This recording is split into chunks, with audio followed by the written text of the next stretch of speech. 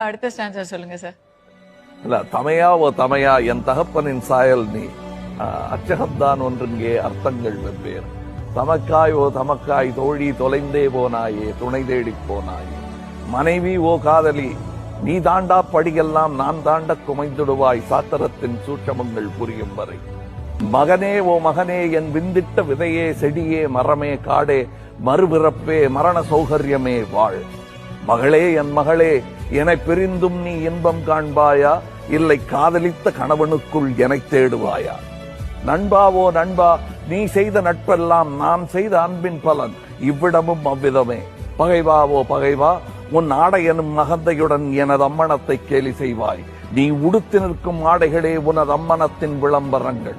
மதம் என்றும் குலம் என்றும் நீ வைத்த துணிக்கடைகள் நிர்மூலமாகிவிடும் நிர்வாணமே தங்கும். வாசகாவோ வாசகா சமகால சகவாசி வாசி புரிந்தால் புன்னகை செய் புதிரென்றால் புருவம் உயர்த்து பிதற்றல் எனத் தோன்றின் பிழையும் திருத்து. ஆம், எனது கவி அப்படி நெஞ்சில் நின்ற கவிதை ஏதாவது இருக்கா?